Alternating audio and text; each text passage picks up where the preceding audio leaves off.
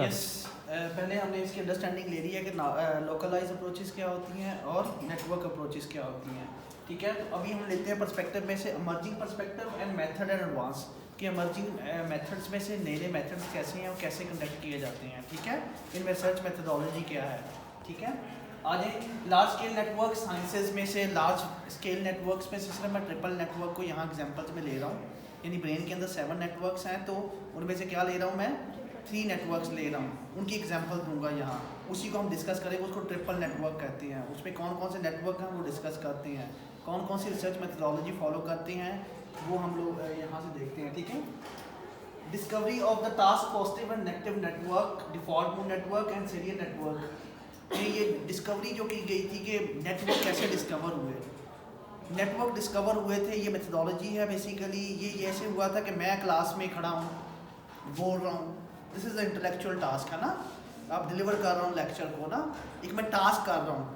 ठीक है, ये पॉजिटिव टास्क है ना, डिलीवर करना, मैं अपने हैंड भी कर रहा हूँ, अपना इंटेलेक्चुअल लेवल भी यूज़ कर रहा हूँ ना, दिस इज़ टास्क। इसी तरह आप में जो आप सुन रहे हैं, समझ रहे हैं, अंडरस्टैंड कर रहे हैं, ये भी एक टास्क है ना, ये पॉजिटिव टास्क ना सिर्फ समझ नहीं है। नेगेटिव टास्क भी होगा जिसमें ट्रॉमेटिक इवेंट्स देंगे आप लोगों को, ब्रेन को ना।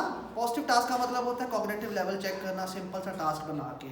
और नेगेटिव स्टिमुलेशन का मतलब क्या होता है नेगेटिव टास्क का, जिसमें आपको पेन दी जाए, पेन दे के ब्रेन के एरियाज देखे जाए, ट्रॉमेटिक दे के इवेंट दे के ट्रॉमेटिक इवेंट्स देखे जाए, है ना। कोई भी टास्क हो, चाहे वो पॉजिटिव हो या नेगेटिव हो, वो इंसान से करवाया जाता है during fMRI and MRI. Directly हम कहते हैं साइकोलॉजी में, इनडायरेक्टली हम बिहेवियर में इंसान के चेक कर लेते हैं। इनडायरेक्टली का मतलब क्या है, इनडायरेक्टली हम अनकॉन्शियस में चले जाते हैं लोगों के, है ना।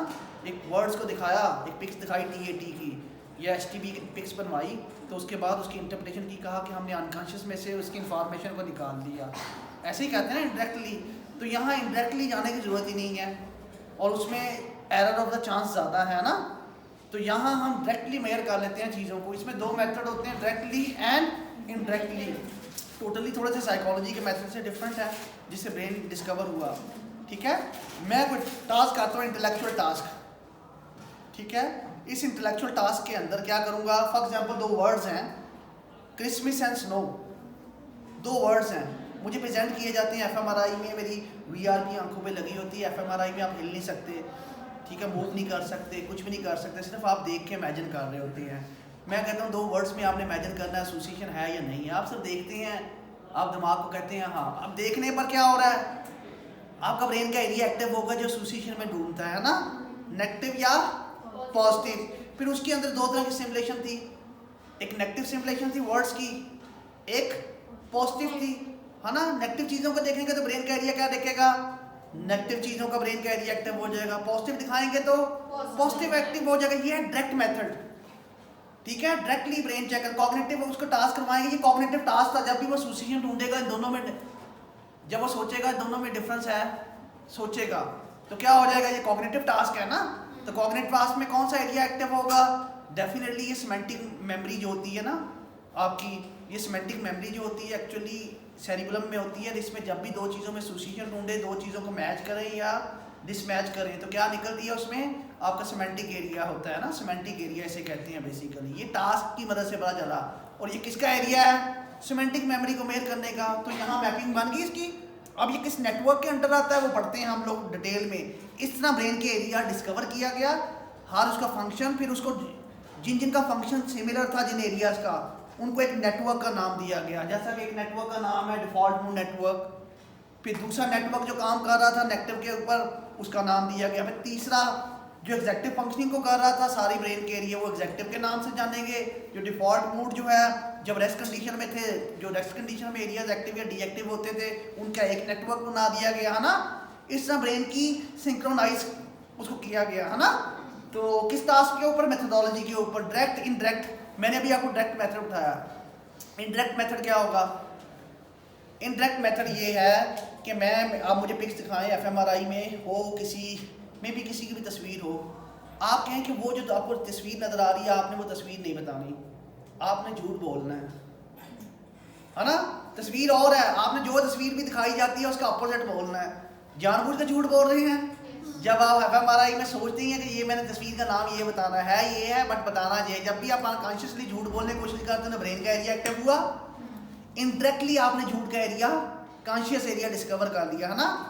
तो टास्क करवा के, चाहे डायरेक्ट वे में हम मेजर करें या इनडायरेक्ट वे में, दोनों ही सही है। जबकि साइकोलॉजी हम क्या कहते थे कि अनकॉन्शियस को कवर करना है तो स्केल लगाते हैं ना, अनकॉन्शियस में चले जाएंगे। तो यहाँ डायरेक्टली और इनडायरेक्टली आपने क्या किया, उसके ब्रेन के अंदर चले गए हैं और उसकी स्ट्रक्चरल एंड फंक्शनल चेंजेस देख लिया आप लोगों ने, है ना, कि किस टास्क के ऊपर उसकी स्ट्रक्चरल ब्रेन का एरिया एक्टिव हो रहा है और उसके अंदर क्या चेंजेस है ना, अब नॉर्मल। तो यहाँ इसी लार्ज स्केल नेटवर्क में 3 नेटवर्क की एग्जांपल है, default mood network, सेलियन network and executive functioning network. ये एक्टिव होते हैं ना, किस टास्क के ऊपर होते हैं अभी देखते हैं इनको, इनकी डिटेल में जाके।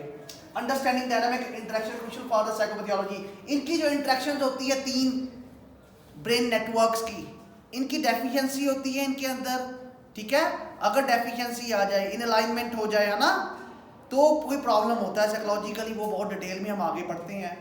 ये कैसे ढूंढा गया था, नेगेटिव टास्क दिखा के या पॉजिटिव, यानी इंसानों का ब्रेन पहले पॉजिटिव टास्क दिखाए गए तो उसमें देखा गया कैसे काम कर रहा है, कैसे कनेक्टेड है, फिर नेगेटिव टास्क बनाए गए, डिप्रेसिव किया गया, ट्रॉमेटिक किया गया, है ना बंदे को, फिर देखा ब्रेन का एरिया कौन सा एक्टिव हो रहा है।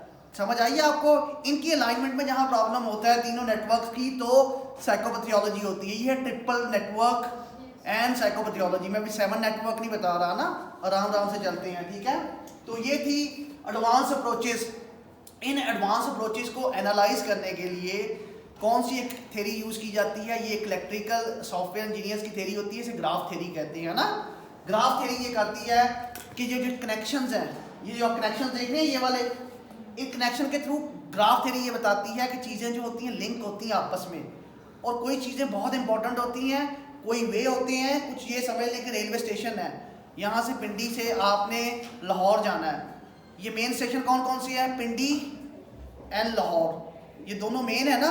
इसके अंदर इतने स्टेशन होंगे, है ना, वो कुछ स्टेशन को गाड़ी रुकती नहीं है, कुछ स्टेशन पे मेन पे रुकती, जैसे झेलम पे रुकेगी, बाकियों पे नहीं रुकेगी, छोटे छोटे शहरों में, है ना।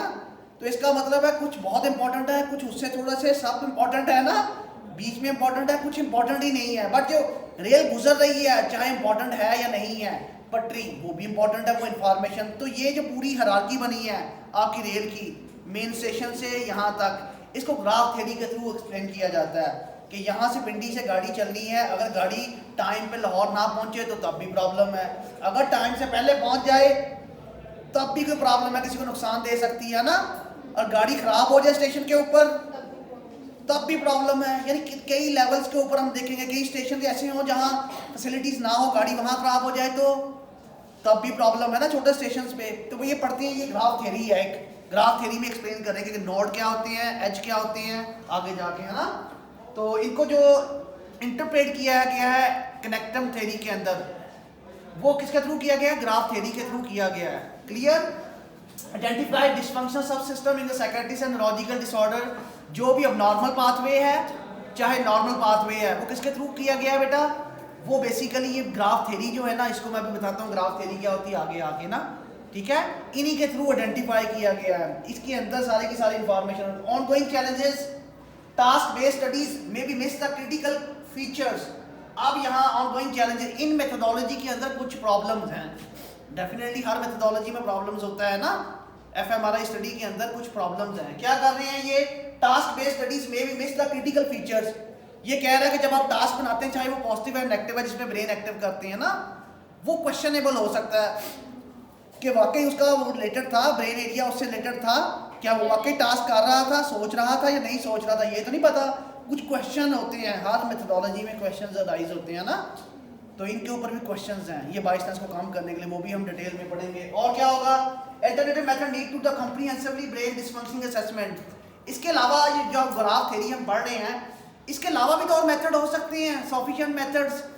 सिर्फ इन्होंने जो डिस्कवरी की है हार्वर्ड ऑक्सफोर्ड में, तो आप भी तो कर सकते हैं, पाकिस्तान इंडिया से, है ना, कर सकते हैं ना, कोई एक नया मेथड नई अप्रोच निकाल दें। यानी ये एंड नहीं है, उसका कहने का मकसद ये है जो ग्राफ थ्योरी में पढ़ेंगे वो एंड नहीं है, ये स्टार्ट है, this is the start approaches के अंदर। तो कोई चीज़ एंड नहीं होती, ट्रीटमेंट आप भी बना सकते हैं, ठीक है, डिफरेंट वे में, और जो नया वे होगा this is a unique way. तो यहाँ ज़रूरत है कि नया वे ढूंढा जाए साइकोपैथोलॉजी को मेजर करने के लिए। ठीक है। एसेंशियल फॉर द, इसमें new understanding of the cognitive and affective dysfunctioning in the psychopathology. इसमें एसेंशियल ये होता है कि जो नई चीज एक्सपोज की जाए, नोबल चीज एक्सपोज की जाए, उसके ऊपर जो रिएक्शन होता है वो ध्यान से देखा जाए कि उसमें कॉग्निटिव चेंजेस आ रही है, क्या क्या चेंजेस आ रही है ना, कि डिसफंक्शनिंग कब है, अफेक्टिव रिस्पॉन्स कैसे है, वो चीज़ें आपके बायसनेस है कि बंदा खुद पहले से मूड में परेशान बैठा हुआ, आप उसके ऊपर टास्क अप्लाई कर रहे हैं, तो आप किसको मेजर कर रहे हैं, वो टास्क का रिस्पॉन्स के ऊपर होगा ब्रेन का एरिया एक्टिव, या वो पहले से बोर था उसके ऊपर होगा। क्वेश्चन है ना, किसको कह रहे हैं, पहले से एक्टिव था उसका ब्रेन तो आपने टास्क दिया तो दूसरा एरिया एक्टिव हो गया, मगर आपके सामने क्या आ रहा है, दोनों एरिया एक्टिव आ रहे हैं। जब दोनों एरिया एक्टिव आ रहे हैं, क्या वो रियलिटी में दोनों एक्टिव हैं उस टास्क के ऊपर? नहीं, वो तो मे बी किसी मूड में और में बैठा हो तो वो एक्टिव करके बैठा था। तो यहाँ क्वेश्चंस हैं, एंड नहीं है दुनिया, तो इसको पहले समझते हैं ये क्या है। ये मैंने आपसे सिर्फ एक क्रिटिकल अप्रोच के बारे में बताया है। क्रिटिकल अप्रोचेस के अलावा अब हम देखते हैं कि ग्राफ थ्योरी है क्या। नेक्स्ट, ये है graph theory, characterising the brain network in the psychopathology. अब हम साइकोपैथोलॉजी को समझने लगे हैं कि जो ग्राफ थ्योरी है, जिसे नेटवर्क अप्रोच कहते हैं ना, इस थ्योरी के अंदर ऐसा है क्या जिसकी बेस के ऊपर आप किसी के बिहेवियर को साइकोपैथोलॉजी में कन्वर्ट करते हैं ना, या साइकोपैथोलॉजी में आप ये कहते हैं कि उसको डायग्नोज करते हैं कि वो साइकोपैथोलॉजी में डिप्रेसिव है, एंशियस है। तो ब्रेन नेटवर्क डेफिनेशन पहले सुन लें। Collection of the brain region is called basically nodes and the connection edges link them। किसी के पास पेंसिल है, बोर्ड मार्कर? एक्चुअली ये ब्रेन के जो बड़े बड़े एरियाज है ना, ये जो बड़े बड़े आपको नजर आ रहे हैं, बड़ा एरिया पिंडी और लाहौर में ट्रेन जा रही है, पिंडी और जो लाहौर है ये बड़े स्टेशन है, बड़े एरियाज हैं। ये क्या होंगे, एक्चुअली ये होंगे, इनको क्या कहा जाता है, नोड्स कहा जाता है। ठीक है, ये समझ लेंगे ये दो ब्रेन के एरिया पिंडी और इस्लामाबाद है, इनके दोनों एरियाज को क्या कहेगा स्टेशन में, नोड्स कहते हैं। ग्राफ थ्योरी बताती है। और इनके दरमियान ये वाला जो एरिया होगा, ये जो लाइन लेके जा रही है पटरी, ये क्या होगी, एच होगा। एच को पैरामीटर्स कहते हैं ना, सिंपल वर्ड्स में रेल की पटरी को क्या कहेंगे, पैरामीटर या एच कहेंगे, जो इंफॉर्मेशन लेके जा रहे हैं। यहाँ से न्यूरॉन्स, सारा का सारा न्यूरॉन्स का पास में गुजर रहा होता है ना, यहाँ न्यूरॉन्स होते हैं जो इलेक्ट्रिकली और केमिकली इंपल्स जनरेट करवाते हैं ना। और ये क्या है, स्ट्रक्चरल एरिया, और ये क्या है, फंक्शंस है ना उनके आपस में कनेक्शन के। और ये नोड्स और जो एजेस हैं, इनमें अब नॉर्मेलिटी होती है। सम टाइम यहाँ नोड स्टेशन के ऊपर ही गाड़ी खराब हो जाए, सम टाइम गाड़ी चल रही थी तो रेल में जाके पटरी के ऊपर, एज के ऊपर जाके किसी और स्टेशन के ऊपर से बीच में जाके खराब हो गई है, रेल के अंदर प्रॉब्लम आ गया, इंफॉर्मेशन गुजरनी थी, रेल टूटी हुई है, पुल टूटा हुआ है। तो इसका मतलब है यहाँ एज के अंदर प्रॉब्लम आया या फिर नोड, दोनों में प्रॉब्लम आता है, तो साइकोपैथोलॉजी होती है इनकी base. This is the graph theory. ठीक है, अब इसके अलावा और भी हैं, वो मैं किसी और दिन बताऊंगा, जब कौन कोई बताऊंगा। पैरामीटर्स क्या होते हैं, ये क्या होते हैं, छोटी चीजें। तो ये जो दो चीजें बताई थी इन्होंने, क्या बताया था, ब्रेन नेटवर्क डेफिनेशन में collection of the brain regions, brain के जो रीजन्स होते हैं जहां एक्टिवेशन होती है ओवरऑल, वो क्या कहलाते हैं, नोड्स। और कनेक्शन जो होते हैं वो क्या कहलाते हैं, एजेस, लिंक जो करते हैं ना दो नोड्स को।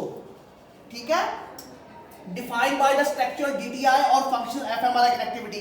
अब इन दोनों चीजों को देखने के लिए क्या चाहिए, आपने इस रीजन को देखना, दिस इज द स्ट्रक्चर, ये स्ट्रक्चरल एरिया है ना, एक स्टेशन जो है, एक नोड जो है वो क्या है, और ये इनके दरमियान में जो इंफॉर्मेशन जा रही है, इसको कैसे देखेंगे, न्यूरल इंफॉर्मेशन है ना, न्यूरॉन्स की इंफॉर्मेशन है एजेस के ऊपर। अगर एजेस में प्रॉब्लम आएगा, एजेस को देखना है तो कौन सी देखना पड़ेगा आपको, फंक्शनल।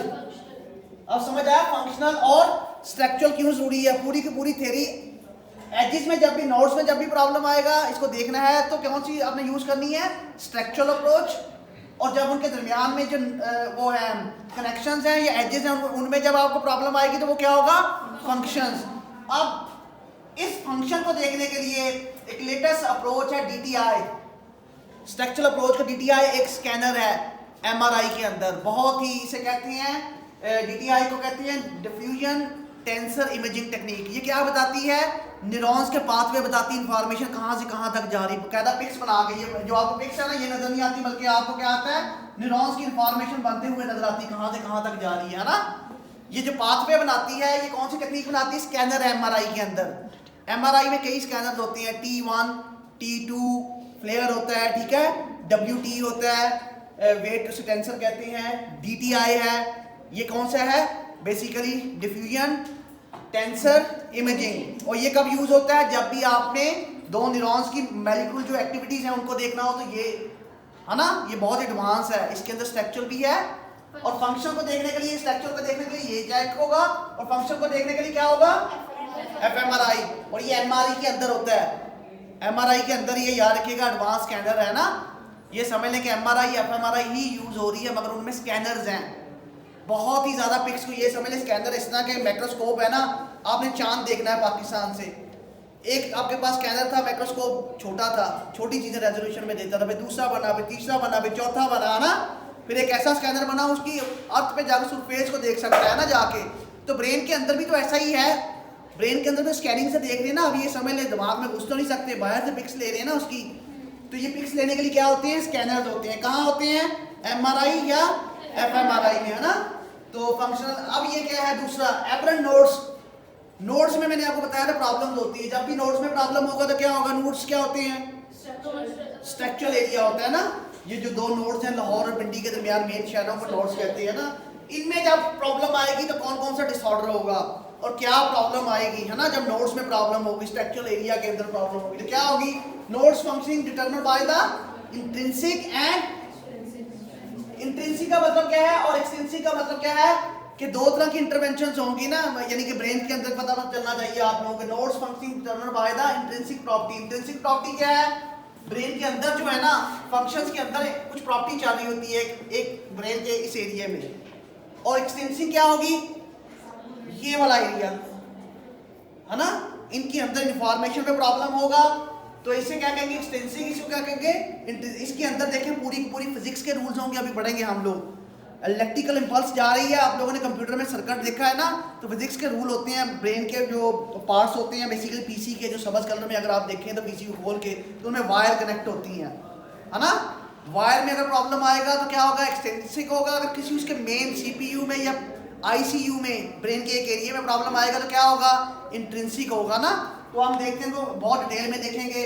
तो इसका मतलब यह है कि जब भी नोड्स में प्रॉब्लम आएगा उसमें आपको चेक कैसे करना है, इंट्रिंसिक प्रॉपर्टीज है, एक्सटेंसिक कनेक्शंस है ना, बाहर वाले कनेक्शन, एजेस, है ना, और नोड्स के अंदर के कनेक्शन। नोड्स के अंदर भी तो ब्रेन के अंदर एरियाज है ना, उनमें भी तो प्रॉब्लम आ सकता है। तो इसका मतलब आपको बहुत ही पैथोलॉजी को डिटेल में देखना होगा, ब्रेन के एरियाज को भी और उनके कनेक्शन कहाँ कहाँ जा रहे हैं उनको भी, कहीं प्रॉब्लम तो नहीं हुई, ये समझ ले कि एक पावर सप्लाई तो नहीं रुक गई, है ना। एक्सटेंसिक है, जो वायर होंगी वो पावर सप्लाई होंगी, जहाँ से इंफॉर्मेशन जा रही होगी बटन दबाने वाली, वो क्या होगा, इंट्रिंसिक होगा ना।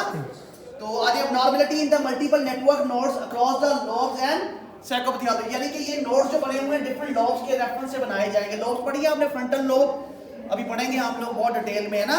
4 लोब्स हैं, बेसिकली एक्चुअली 6 हैं, मगर उनको डिवाइड साइंस में 4 में किया जाता है। फ्रंटल है, पैरिटल है ना, ऑसिपिटल है, टेम्पोरल है, जबकि लंपिक लोब भी है, वो भी हम देखेंगे। इन एरियाज के अंदर जब नोड्स होते हैं ब्रेन के एरियाज हैं, है ना, ये वाले एरियाज हैं, ये समझ लीजिए नोड्स हैं, ये बड़े बड़े एरियाज है ना, इनके दरमियान जो कनेक्शन है वो क्या है, एज है, यानी ब्रेन के एरियाज है ना। इनमें प्रॉब्लम आएगा अक्रॉस द लोब, एक लोब से दूसरे, या ये समझ लें लाहौर से पिंडी जाना है तो बीच में समझ लें कि या ऐसे करें कि पिंडी से आपने कराची जाना है, पिंडी कहाँ है, पंजाब के अंदर है, और कराची कहाँ है, सिंध के अंदर है। कहीं तो डिवीजन होगी, उससे आप आगे जाएंगे तो प्रॉब्लम जो होगा सिंध वालों का होगा ना। गाड़ी अगर सिंध के कुछ एरियाज होंगे ना, बॉर्डर लगा हुआ है, उस एरिया से अगर कराची जाके उधर जाएगी तो क्या, जैसे कि कराची के एरिया में चली जाएगी, कुछ पंजाब के एरियाज में, है ना। तो इस तरह समझ लें, इस तरह KPK का एरिया समझ लें। तो ये जो लॉब्स है ना, इनके डिफरेंट लॉब्स के हिसाब से ब्रेन के एरियाज में पैथोलॉजी होती है, जहाँ से इंफॉर्मेशन एक एरिया से दूसरे एरिया में जा रही होती है, एक लॉब से दूसरी लॉब में। हम पढ़ेंगे अभी कैसे जा रही होती है। तो इसका मतलब नोट्स बहुत इंपॉर्टेंट है इंफॉर्मेशन देने में, है ना। तीसरा क्या है, evidence. Evidence is just the functional deficient extend beyond the focal nodes. ये क्या कह रहा है, evidence is just functional deficient extend beyond the focal nodes damage. अगर ब्रेन का एक एरिया डैमेज हो जाए तो इसका मतलब है प्रॉब्लम सिर्फ एक एरिया का नहीं है, जिस एरिया में, उसका मतलब है जो जो एरिया उसके साथ कनेक्टेड है वो क्या होगा, डैमेज हो जाएगा। फॉर एग्जांपल 2 मेल के एरिया है, लाहौर है, ये है, कराची है। और बीच में क्या है, फैसलाबाद है, लाहौर है, और एरियाज भी है ना। अगर इसका कनेक्शन इसके साथ टूट गया है तो, या ये बंदा, ये एरिया खराब हो गया, इमेजिन करें कि ये एरिया खराब हो गया है। ये एरिया खराब होने का मतलब है यहां से ट्रेन जाएगी नहीं, यहां से जाएगी तो प्रॉब्लम सिर्फ कराची का नहीं है, प्रॉब्लम तो बीच का भी है ना। या बीच में से कोई इंफॉर्मेशन यहाँ ब्रेक डाउन हो जाए कुछ एरिया में, तो प्रॉब्लम इस एरिया का नहीं है, ये इसको भी इफेक्ट करेगा, इसको भी करेगा, है ना। जहां जहां इसकी इंफॉर्मेशन जा रही है, ये एरिया डैमेज हो जाए, इमेजिन करें, ये किस किसके साथ कनेक्ट है, ये इसके साथ कनेक्ट है डायरेक्टली, और इनडायरेक्टली किसके साथ कनेक्ट है। डायरेक्ट कनेक्शन ये होता है कि एक एरिया ब्रेन का ये डायरेक्टली कनेक्टेड है, फिर ये एरिया आगे कनेक्टेड है, ये एरिया इसके साथ डायरेक्टली कनेक्टेड है, ये इसके साथ, ये एरिया अगर इसके साथ हो तो क्या कहेंगे, इनडायरेक्टली, है ना। तो इसका मतलब ये अगर डैमेज हुआ तो कौन से किसकी प्रॉब्लम होगी, फोकल एरिया की नहीं, पूरे एरिया की प्रॉब्लम होगी जो उसके साथ लिंक में है, नेटवर्क में, है ना, चाहे वो डायरेक्टली हो चाहे वो। इसका मतलब याद रखिए ये पूरी थ्योरी ब्रेन की इस तरह बनी है, कोई ब्रेन का एक एरिया डैमेज होता है ना तो लोग ये समझते हैं प्रॉब्लम एक ब्रेन के एरियाज की है, ऐसा नहीं होता, वो तो खुद लिंक है कई और एरियाज के साथ। न्यूरॉन्स, जब हम मल्टीपल न्यूरॉन्स पढ़ेंगे वो डिफरेंट डेंड्राइट्स के साथ लिंक होंगे, एक डेंड्राइट्स खराब होगा तो इंफॉर्मेशन तो कई डेंड्राइट्स में जा रही होगी ना, है ना, तो वो सारे के सारे एरिया अगले भी खराब होना शुरू हो जाएंगे, जो जो इसके साथ डायरेक्टली या इनडायरेक्टली, ये आगे आगे लिंक होगा, ये आगे लिंक होगा, है ना, फिर ये आगे लिंक होगा, जब इधर से पास नहीं होगी तो क्या होगा, अगले एरिया खुद का खुद डैमेज हो जाएंगे। तो इसका मतलब है कि फोकल एरिया अगर डैमेज होगा इसका मतलब ये नहीं कि एक एरिया का प्रॉब्लम है, ये किसका एरिया है, पूरा का पूरा नेटवर्क खराब हो जाएगा ब्रेन का, और ब्रेन की इंफॉर्मेशन इसी तरह सिग्नल में जाती है। ये था एबरेंट, क्या हो गया, ये एबरेंट नोड्स के बारे में इंफॉर्मेशन थी, है ना, कितनी इंपॉर्टेंट है। फिर एबरेंट एजेस, अब जो बीच का वाला एरिया है, ये नोड्स है ना, ये बीच वाले जो रेल बने हुए हैं ना, अब यहाँ कैसा प्रॉब्लम आएगा, वीक एक्सटर्नल पाथवे। पहला, जो इंफॉर्मेशन एक जगह से दूसरी जगह जाती कौन लेके जाता है, एक्सन लेके जाता है ना, जो न्यूरॉन्स के ऊपर डेंड्राइट रिसीव करता है इसको, सेल बॉडी जो होता है, और एक्सन क्या करता है, इंफॉर्मेशन को अगले में ट्रांसफर करता है। अगर ये रेल की पटरी है ना, ये समझे कि ये डैमेज हो जाए, जो इंफॉर्मेशन को आगे लेके जा रही है, पहले क्या पढ़ा था, नोट्स पढ़े थे, वो खराब हो जाए तो क्या होगा, अब क्या है, बीच वाले एजेस हैं जो इंफॉर्मेशन को लेके जा रहे हैं, अगर यही खराब हो गया फिर क्या होगा, कौन सा होगा, एक्सटर्नल पाथवे, अगर ये खराब हो जाए तो क्या होगा, है ना, अल्टरनेट कंपटीशन होगी and complex interaction lead to the dysfunctioning age. अगर ये एरिया से इंफॉर्मेशन आगे नहीं जाएगी तो क्या होगा, अगर जाएगी तो टूट के जाएगी। जहां इंफॉर्मेशन में गाड़ी ने कराची लाहौर पिंडी से लाहौर जाना था, एक गाड़ी पहुंचती है 10 घंटे के बाद, वो मीनिंगफुल होगी, लोग सफर करेंगे ना, सफर करेंगे ना, क्योंकि टाइम पे नहीं पहुंची।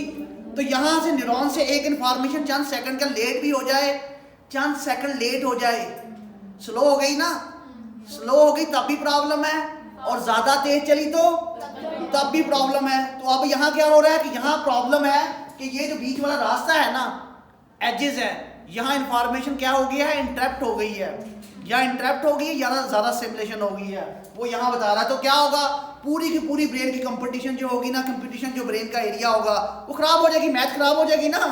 एक एरिया खराब हुआ है, इमेजिन करें एक न्यूरॉन्स का पाथवे जो खराब हुआ है, तो पूरे पाथवे हिल गए हैं, चाहे नोड्स हो चाहे एबरेंट एजेस हो, ये दो चीजें तुम्हारा या एज में प्रॉब्लम आएगा, या स्टेशन पे खड़ी गाड़ी में प्रॉब्लम आएगा, टाइम पे रवाना ही नहीं हुई, या पटरी के अंदर दूसरा प्रॉब्लम है, गाड़ी चल पड़ी है वो पटरी के अंदर पेट्रोल ही था गाड़ी के अंदर, तो रेल में आहिस्ता आहिस्ता जा रही है, आहिस्ता आहिस्ता जाएगी तब भी प्रॉब्लम है।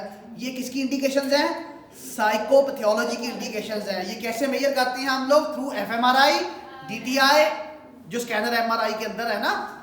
अब स्ट्रक्चरल एंड फंक्शनल चेंजेस अब समझ आ रही है आप लोगों को, नोड्स और एजेस कितने इंपॉर्टेंट है, ये बहुत इंपॉर्टेंट है। और ये आता किस लेवल पे, हमेशा एक्सटर्नल पाथवेज पे आता है, हम पढ़ेंगे न्यूरॉन्स में कितने कितने मल्टीपल एक्सटर्नल पाथवे पढ़ेंगे। इसके बाद है DTI advance, enable to measurement of the white matter integrity. White matter क्या होती है, एक्सोन होता है ना, यहाँ एक्सोन की जो इंफॉर्मेशन जा रही होती है, जहाँ एक्सोन होगा उसके ऊपर माइलर शीट है व्हाइट कलर की, है ना,